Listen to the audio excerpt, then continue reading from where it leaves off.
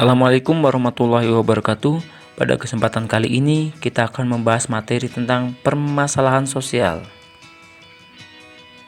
Kita akan membahas tentang permasalahan sosial. Yang pertama, definisi permasalahan sosial. Kedua, ukuran-ukuran sosial terhadap permasalahan sosial. Yang ketiga, klasifikasi permasalahan sosial. Yang keempat, partikularisme kelompok dan dilema pembentukan kepentingan umum. Yang pertama, definisi permasalahan sosial. Apa itu permasalahan sosial? Permasalahan sosial merupakan gejala atau fenomena yang tidak dikehendaki oleh masyarakat. Bahwa permasalahan sosial dapat menimbulkan kerugian baik fisik maupun non-fisik serta dianggap bertentangan dengan nilai, norma, dan standar sosial yang berlaku dalam masyarakat. Dengan kata lain, berarti perilaku yang keluar dari nilai dan norma yang berlaku pada masyarakat tertentu. Adapun ukuran sosial terhadap permasalahan sosial. Yang pertama, terdapat kriteria utama. Yang kedua, terdapat pihak-pihak penentu terjadinya permasalahan sosial. Yang ketiga, terdapat sumber-sumber masalah sosial. Yang keempat, terdapat manifest social problems dan latent social problems. Yang kelima, terdapat perhatian masyarakat terhadap permasalahan sosial. Adapun klasifikasi permasalahan sosial berdasarkan sumber-sumbernya. Yang pertama, sumber biologis. Yang kedua, faktor psikologis. Yang ketiga, faktor ekonomi. Yang keempat, faktor kebudayaan. Berikutnya, partikularisme kelompok dan dilema pembentukan kepentingan umum. Partikularisme kelompok merupakan paham yang mengutamakan kepentingan kelompok atau golongan di atas kepentingan umum.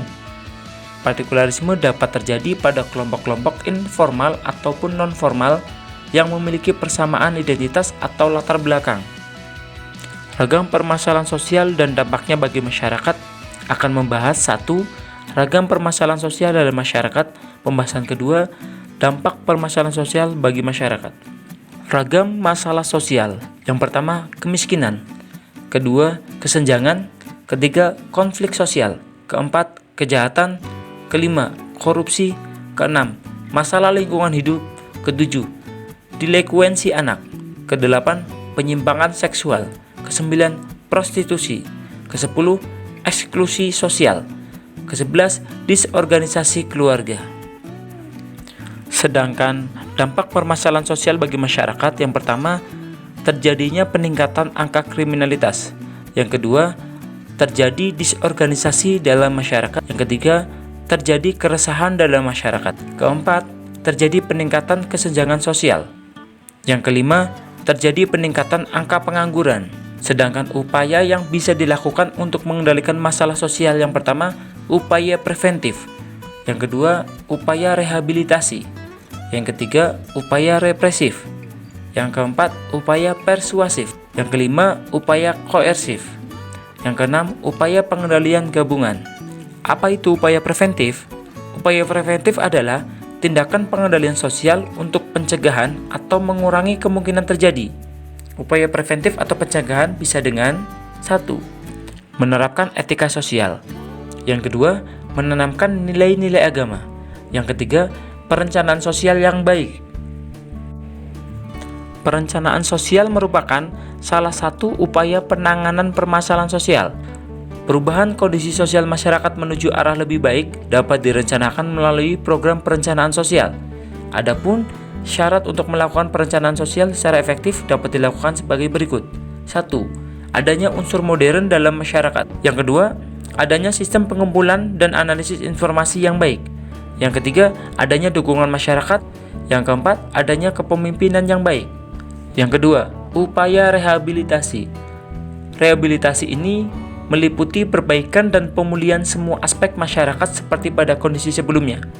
Sehingga usaha rehabilitasi merupakan perubahan atau perbaikan terhadap kondisi yang tidak diharapkan atau dianggap bermasalah menjadi kondisi yang sesuai harapan atau sesuai standar sosial yang berlaku.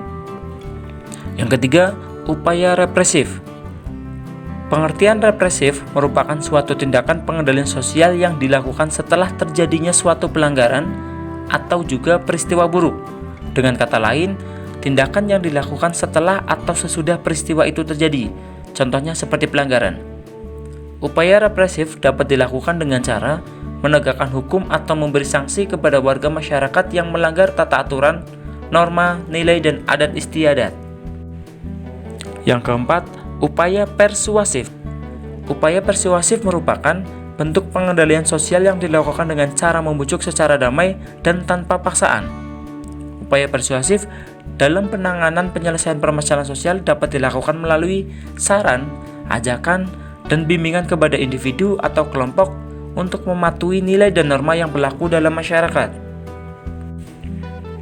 Yang kelima, upaya koersif.